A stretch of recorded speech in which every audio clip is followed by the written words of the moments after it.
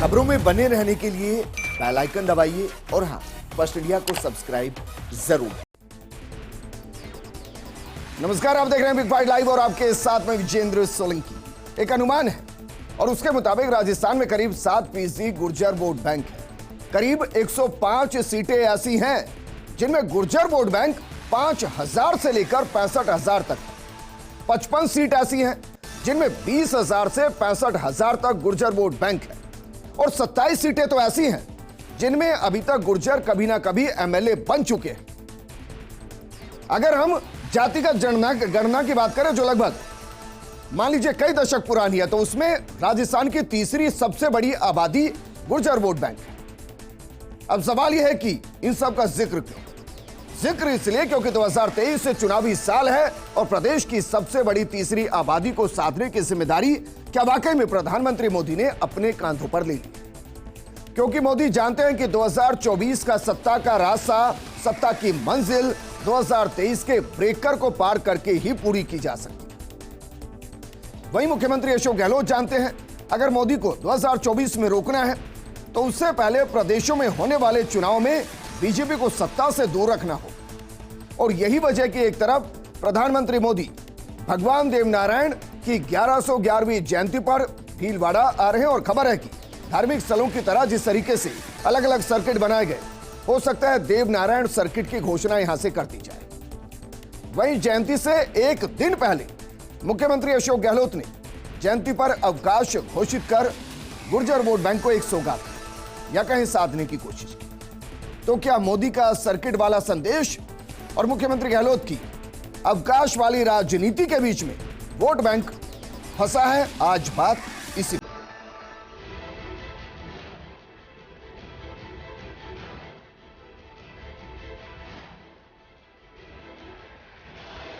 इस कार्यक्रम को राजनीति के चश्मे से नहीं देखना चाहिए।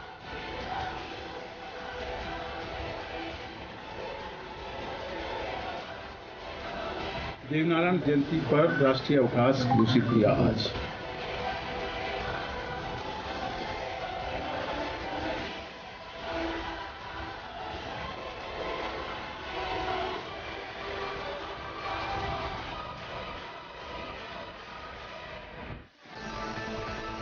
तो सवाल यह है कि क्या वाकई में अब 2023 के लिए तैयारियां शुरू हो चुकी है जिसमें जातिगत आधार पर अब साधने की कोशिश की जाएगी? क्योंकि राजस्थान में अगर सत्ता तक पहुंचना है तो भी जातिगत आंकड़ों को साधना पड़ेगा और 2024 में अगर सत्ता तक पहुंचना है तो भी जातिगत आंकड़ों को साधना पड़ेगा। तो संदेश किस तरीके का? क्या वाकई में इस पूरे कार्यक्रम में कोई सियासी संदेश नहीं छिपा है? क्या अवकाश के पीछे कोई सियासी संदेश नहीं छिपा है? इस मुद्दे पर बात करने के लिए बेहद खास पैनल हमारे साथ मौजूद है। हमारे साथ मौजूद हैं देवनारायण बोर्ड के अध्यक्ष जोगिंदर सिंह अवाना जी। हमारे साथ मौजूद हैं राज्यसभा सांसद और बीजेपी के वरिष्ठतम नेताओं में से घनश्याम तिवारी जी। राजनीतिक विश्लेषक के तौर पर मिथिलेश जैमिनी जी हमारे साथ हैं। पॉलिटिकल एडिटर के तौर पर योगेश शर्मा जी हमारे साथ हैं और पीसीसी सचिव के तौर पर जसवंत गुर्जर जी हमारे साथ हैं। जोगिंदर जी, पहला सवाल आपसे सर, अचानक से याद आई कि चलिए कल की छुट्टी करते हैं?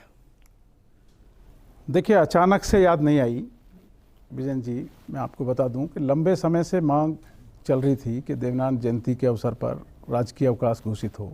मैं सबसे पहले माननीय मुख्यमंत्री श्री अशोक जी गहलोत साहब का धन्यवाद देना चाहता हूं कि देवनारायण जी की जयंती की पूर्व संध्या पे आज राजकीय अवकाश की घोषणा की। और एक ये बहुत ज़रूरी था क्योंकि लंबे समय से हमारा समाज, गुर्जर समाज और उसके साथ साथ एमपी समाज और अन्य समाज की जो आस्था भगवान देवनारायण जी में है, वो लंबे समय से मांग कर रहे थे। तो माननीय मुख्यमंत्री जी ने आज घोषणा की और पूर्व संध्या पे की और 1111वीं कल जयंती है। इससे अच्छा खुशी का दिन कोई हो नहीं सकता। अच्छा सर, क्योंकि मुझे हो सकता है इस बारे में जानकारी ना हो, जब राजकीय अवकाश घोषित किया जाता है तो क्या कैबिनेट की मोहर की जरूरत होती है? बस अचानक से आ गया दिमाग में चलिए अब ये राजकीय अवकाश घोषित कर दें? क्योंकि अगर आज इस बार होगा तो क्या गारंटी कि अगली बार होगा या नहीं होगा? देखिए, सीएमओ से प्रेस नोट जारी हुआ है और उसमें सारी चीज़ें हैं, आप बारीकी से देख सकते हैं। और ये केवल अभी के लिए नहीं है, ये हमेशा के लिए है। प्रेस नोट की कॉपी शायद अभी थोड़ी बहुत देर में आपको आ जाएगी या आ गई होगी, मेरे पास है, मैं दे दूंगा। और ये लंबे समय से मांग थी जो बिल्कुल आवश्यकता भी थी। और आज अच्छा दिन है, भगवान देवनारायण जी की पूर्व संध्या है जयंती की। और कल जयंती पे पूरे प्रदेश के अंदर, प्रदेश के साथ साथ पूरे देश के अंदर कार्यक्रम होते हैं, तो जी। एक अच्छा माननीय मुख्यमंत्री जी ने फैसला लिया है। चुनावी साल में फैसला लिया है सर। मानकर चले प्रधानमंत्री मोदी जो आ रहे हैं उसका भी प्रेशर था, उस प्रेशर को कंट्रोल करने की कोशिश की गई। देखिए, चुनाव तो आते जाते रहते हैं और चुनावी साल तो कभी राज्यसभा, कभी लोकसभा, कभी विधानसभा, कभी किस राज्य में चुनाव, ये तो सब चलते ही रहते हैं। चुनाव तो एक प्रक्रिया है, लेकिन आज अच्छा फैसला हुआ है और पूर्व संध्या पे जो हुआ है, माननीय मुख्यमंत्री श्री अशोक गहलोत साहब ने जो पूर्व संध्या पे जो भगवान देवनारायण जी की जो कल जयंती है 1111वीं, उस पर जो फैसला लिया है, उसकी पूरा समाज, पूरे प्रदेश, पूरे देश के अंदर सब लोग बहुत प्रशंसा कर रहे हैं। ठीक है, हमारे साथ घनश्याम तिवारी जी भी हैं। घनश्याम तिवारी जी, प्रधानमंत्री मोदी आ रहे हैं सर, उम्मीद की जा रही है कि सर्किट की घोषणा कर जाएंगे। जी, देखिए, माननीय प्रधानमंत्री जी श्री नरेंद्र मोदी जी कल भगवान श्री देवनारायण जी की 1111वीं जयंती के ऊपर भीलवाड़ा मालेश्वरी में आ रहे हैं और प्रधानमंत्री जी की यात्रा भारत के सांस्कृतिक पुनरुत्थान और अभ्युदय की यात्रा में से एक यात्रा है। उनको निमंत्रण दिया गया। इसके पहले भी उन्होंने विभिन्न स्थानों पर महापुरुषों की, जैसे रामानुजाचार्य जी की, उन्होंने आंध्र प्रदेश में 120 फुट की बड़ी प्रतिमा का बैठी हुई का विश्व में उन्होंने वो किया, लोकार्पण किया। भगवान केदारनाथ के ऊपर आदि शंकराचार्य जी का किया, शंकराचार्य जी के कालड़ी में वो जाकर आए। उसी प्रकार भिन्न भिन्न स्थानों पर उन्होंने काशी का जो अपना भगवान विश्वनाथ का है वो कॉरिडोर बनाया, महाकाल का कॉरिडोर बनाया। तो जो जो महापुरुष हुए हैं, और भगवान देवनारायण भी भगवान विष्णु के अवतार हैं, और वो मालेश्वरी में जो सबसे ऊंची चोटी है, सुंधा माता ने, उनकी जो माताजी थी, और सवाई भोज जो उनके पिताजी थे, उन्होंने तपस्या की थी और 968 ईस्वी में उनका प्रादुर्भाव हुआ था उस स्थान पर। तो उनको भगवान विष्णु के अवतार के रूप में माना जाता है। और इसलिए मोदी जी अपने भारत के सांस्कृतिक पुनरुत्थान के महाअभियान में अपना और योगदान देने के लिए, सर क्या इसके पीछे की बड़ी वजह यह भी है कि इस बेल्ट के अंदर बीजेपी का भी पुनरुत्थान हो जाए? मैं ये शब्द इसलिए इस्तेमाल कर रहा हूं कि 2018 के चुनाव में बीजेपी गुर्जर वोट बेल्ट के अंदर, या कहें कि जितने भी कैंडिडेट गुर्जर थे बीजेपी की तरफ से, उनमें से कोई जीत नहीं पाया था। देखिए, इसका मैं एक उदाहरण देता हूं आपको कि विधानसभा के चुनाव में क्या रिजल्ट रहा, और फिर लोकसभा के चुनाव में बीजेपी ने कांग्रेस की सरकार बनने के बाद में 25 की 25 सीट जीती थी। इसलिए जो मतदाता है वो प्रधानमंत्री श्री नरेंद्र मोदी जी की लोकप्रियता को देखकर वोट देता है। इसलिए वोट से इसका संबंध नहीं है। तो सर सवाल बदल देता हूं, क्या अभी एहसास होने लगा है कि प्रदेश बीजेपी वोट बैंक को नहीं साध पाएगी, अब उसके लिए प्रधान मोदी को ही अगुवाई करनी पड़ेगी? देखिए, मोदी जी केवल वोट बैंक की राजनीति के लिए नहीं आ रहे। अगर वोट बैंक की राजनीति के लिए आते तो वो गोविंद गुरु जी के कार्यक्रम में गए थे, चुनाव की कोई बात ही नहीं थी। वो देवनारायण जी के भगवान के आ रहे हैं तो चुनाव की कोई बात नहीं है। और भी संपूर्ण भारतवर्ष में विभिन्न प्रांतों में जितने भी महापुरुष हुए हैं, जैसे उन्होंने राजपथ का नाम बदलकर कर्तव्य पथ किया, उसी प्रकार सनातन धर्म, सनातन संस्कृति और गुलामी की जंजीरों को मुक्त कर ये जो प्रेरणादायक व्यक्तित्व हैं संपूर्ण समाज को लिए, केवल देवनारायण भगवान जो है केवल गुर्जर समाज के लिए नहीं है, देवनारायण भगवान संपूर्ण सनातन धर्म और संपूर्ण समाज के लिए एक आदर, योग्यता और पूजा के पात्र हैं। ठीक है सर, उसमें तो किसी को क्या ही किंतु परंतु होगा। सर वापस मैं आपके पास आऊंगा योगेश, क्योंकि जब सियासतदान कोई भी फैसला लेते हैं तो उसके पीछे सियासी संदेश छिपे होते हैं।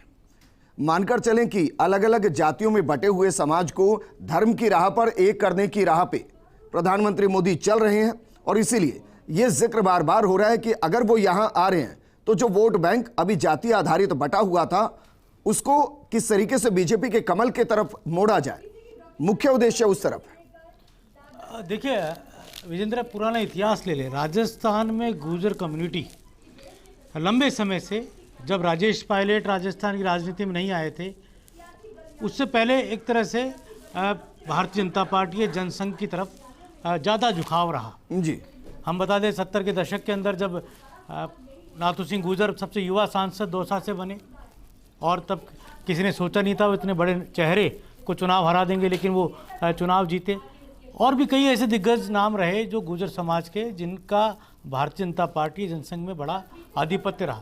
राजेश पायलट जब सांसद बने दौसा से, लगातार वो 6 बार सांसद रहे। उसके बाद गुर्जर समाज के अंदर कांग्रेस के प्रति मूवमेंट पैदा हुआ जी। और पिछला चुनाव में बहुत बड़ी संख्या में गुर्जर समाज के विधायक कांग्रेस पार्टी से जीते।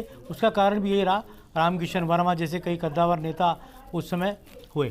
वसुंधरा राजे का जब भारतीय जनता पार्टी में प्रादुर्भाव हुआ, क्योंकि वो गुर्जर समाज की समदन भी कही जाती है, तो बड़ा गुर्जर वोट बैंक उनके साथ जुड़ा और बड़े चेहरे गुर्जर समाज के उनके साथ सामने आए। अनफॉर्चुनेट उस समय गुर्जर आरक्षण आंदोलन हुआ और राजस्थान में 70 से अधिक गुर्जर समाज के लोग शहीद हुए और पुलिस की गोली का शिकार हुए। उसके बावजूद भी 3 विधायक भारतीय जनता पार्टी के बने, लेकिन ये ज़रूर है कि गुर्जर समाज टूट के एक बड़ा हिस्सा कांग्रेस को मिला। कांग्रेस के कई चेहरे बड़े चुनाव जीते। आज योगेंद्र रवाना कांग्रेस में एक बड़ा नाम है, जसवंत गुर्जर है, लेकिन और भी कई बड़े चेहरे कांग्रेस पार्टी के हैं। सचिन पायलट एक बड़े चेहरे के तौर पर स्थापित नेता है। लेकिन सबसे बड़ा बात विजेंद्र यही है कि नरेंद्र मोदी जिस जगह पर आ रहे हैं उस इलाके का, खास तौर से मेवाड़ और मेरवाड़ा का गुर्जर बहुत लंबे समय से भारतीय जनता पार्टी के साथ रहा है। आज भी आप देखेंगे तो ये जो बेल्ट है, आसीन से रामलाल गुर्जर लगातार 2 बार विधायक चुने गए। आसीन वो जगह है जहाँ सर्वाधिक गुर्जर मतदाता हैं आसीन विधानसभा में, और एक ये पूरा जो क्षेत्र है ये भी बहुत बड़ा एक हिस्सा बीजेपी को सपोर्ट करता है सामाजिक तौर पर। कांग्रेस पार्टी ने आज घोषणा की, राजनीतिक तौर पर नरेंद्र मोदी कैसे इसका लाभ नहीं ले पाए, एक कोशिश कांग्रेस की तरफ से हुई है, लेकिन ये सोचनीय सवाल हुआ क्योंकि बड़ी संख्या में गुर्जर समाज की आबादी जो है अपने आप में हर जिले के अंदर कई ऐसी विधानसभा हैं, 70 के लगभग विधानसभा मैं मान सकता हूं, जहां पर गुर्जर समाज के वोट इफेक्ट करते हैं। और कर्नल बैसला, तो आपको क्या लग रहा है कि सर्किट की घोषणा कर जाएंगे? कर्नल बैसला ने एक राजनीतिक तौर पर, एक सामाजिक तौर पर गुर्जर समाज में एक क्रांति लाने का काम किया था। यही कारण है कि गुर्जर समाज ने अपने वोट बैंक की ताकत को कर्नल बैसला के आंदोलन के बाद पहचानना शुरू किया था। लेकिन योगेश, इसमें समस्या ये भी तो है ना कि वही फिर लोकसभा का चुनाव लड़े थे, हार गए थे। कर्नल बैसला लोकसभा का चुनाव लड़े, बहुत कम अंतर से विजेंद्र चुनाव हारे थे। चुनाव को लेकर कई तरह की उस समय बातें हो सकती, क्योंकि नमूना मीणा एक कद्दावर नेता थे जिन्होंने उनको चुनाव हराया।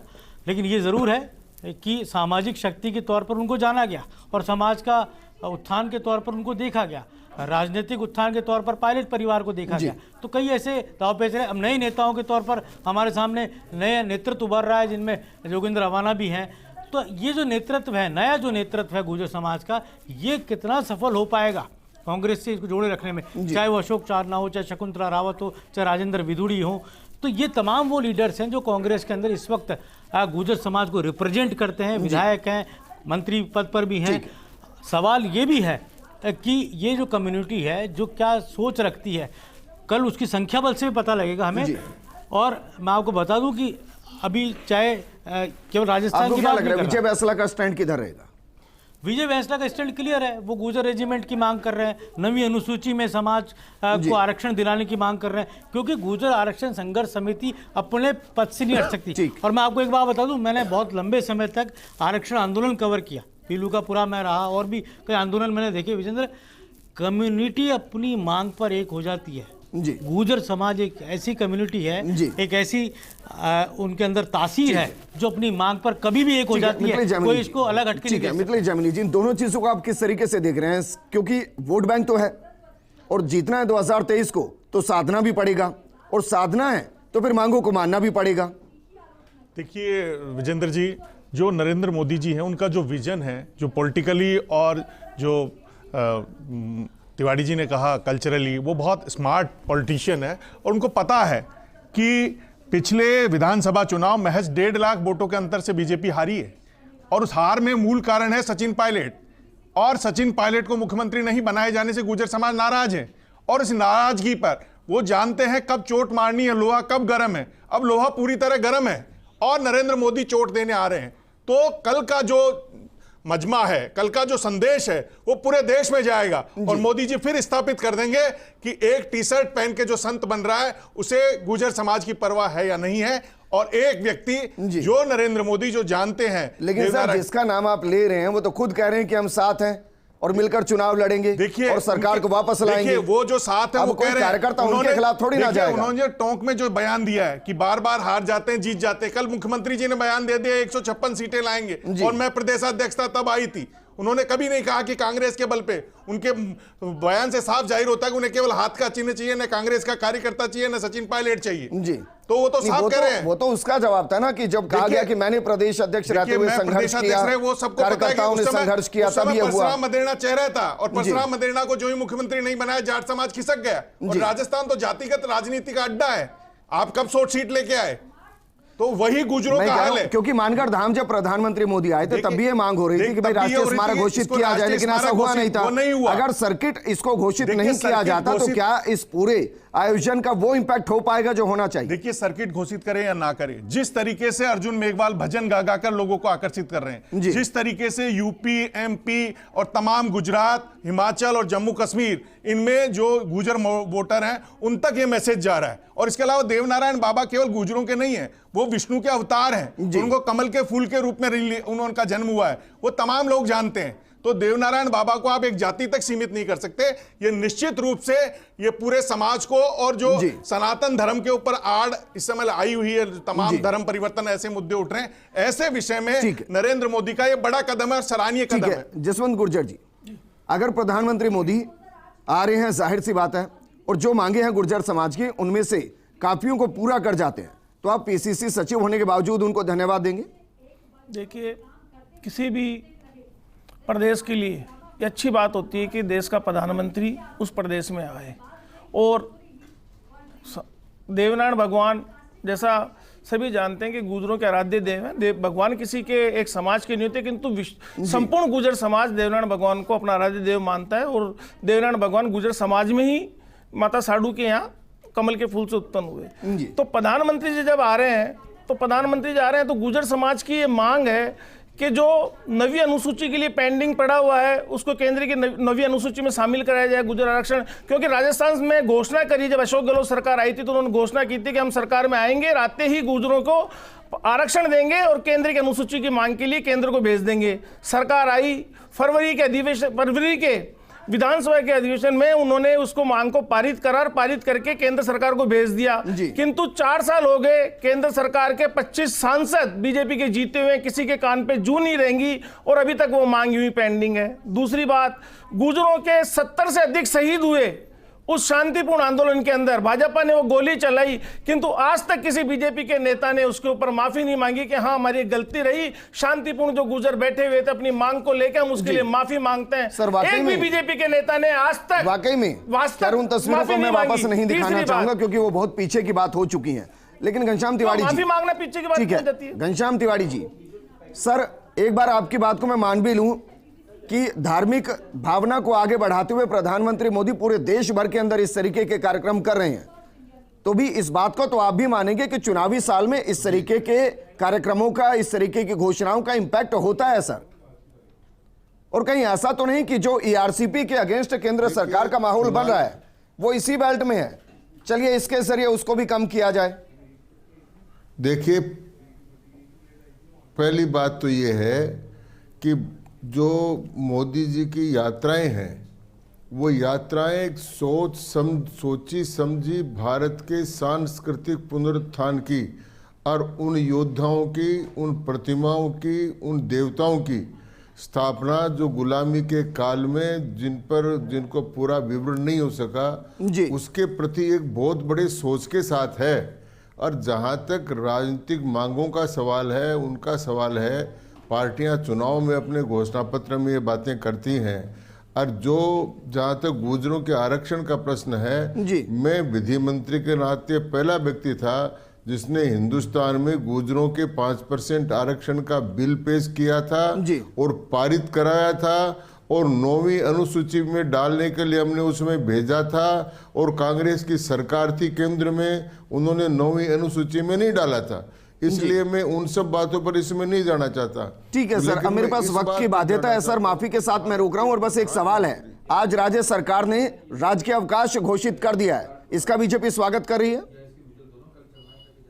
जी, मैं राज्य के अवकाश घोषित करने का पूर्णतः स्वागत है जी। और राज्य का अवकाश इसलिए घोषित किया कि कल प्रधानमंत्री जी आ रहे हैं, तो सरकार पर प्रधानमंत्री जी के वही तो आने सर, के जो बोझ यही तो था, पॉलिटिकल उनके संदेश है। दिमाग मैंने पर शुरुआत ही इसके साथ की थी।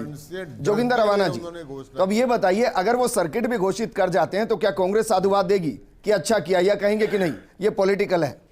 अब देखिए, जिस तरह तिवारी साहब बड़े वरिष्ठ नेता हैं भारतीय जनता पार्टी के, जिस तरह की उन्होंने बात कही है कि कल प्रधानमंत्री जी आ रहे हैं इसलिए घोषणा की है, मैं इस बात से कतई सहमत नहीं हूँ। हमारे प्रदेश के जननायक मुख्यमंत्री आदरणीय श्री अशोक गहलोत साहब की जो सोच है वो हमेशा पॉजिटिव सोच है।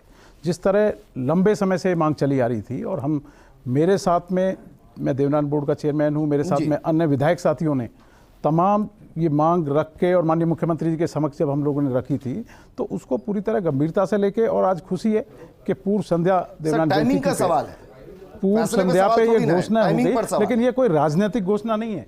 भगवान देवनारायण में हमारी सब मैं वही तो कह रहा हूं, अगर कल प्रधानमंत्री मोदी भी कुछ घोषणा कर जाते हैं तो वो राजनीतिक नहीं होगी ना कांग्रेस की नजर में। मैं वही तो कह रहा हूं सर। देखिए अब क्या करते हैं। मैं तो एक बात और कहना चाहूंगा, पिछले दिनों जिस तरह का घटनाक्रम रहा पीछे भारतीय जनता पार्टी की सरकार ने, आज गुर्जर समाज इस बात को भूला नहीं है जब हमारे 73 लोग मारे गए जी, आज उस बात को भूला नहीं है। लेकिन सर 2013 में फिर बीजेपी आई है, आज आप कहेंगे कई गुर्जर नेताओं के नाम मैं बताऊंगा जो फिर मंत्री भी रहे। पिछले दिनों क्या हुआ, देखिए मैं आपको बता दूं कि भारतीय जनता पार्टी की सरकार में 73 लोग मारे गए, लेकिन जो आरक्षण आज गुर्जर समाज को जो मिला है, एमबीसी समाज को जो मिला है, चाहे वो पिछले दिनों 2010 में 1% मिला हो या 4% अभी होके 5% जो हुआ है, वो माननीय श्री अशोक गहलोत साहब कांग्रेस की सरकार ने दिया है। और ये भी मैं बता दूं कि वहां 73 लोग मारे गए, लेकिन यहाँ कोई 73 डंडे भी नहीं चले, किसी भी व्यक्ति पर नहीं चले। और आज इसका लाभ, मैं तो कर्नल साहब को बहुत बहुत नमन करना चाहता हूं, कर्नल किरोड़ी सिंह बैसला जी को, कि उन्होंने इस लड़ाई को पूरे देश में जिस तरह से लड़ा। मुख्यमंत्री कहते भी है कि मैंने एक गोली भी नहीं चलने दी। शुक्रिया हमारे साथ जुड़ने के लिए घनश्याम तिवारी जी, आपका भी शुक्रिया सर। वक्त की थोड़ी बाध्यता है। मिथिलेश जी, योगेश जी और जसवंत जी, आपका भी शुक्रिया। राजनीति में प्रतिस्पर्धा होनी चाहिए, क्योंकि जब राजनीति में प्रतिस्पर्धा होती है और वो स्वच्छ होती है तो यकीनन समाज को उसका फायदा होता है। नमस्कार।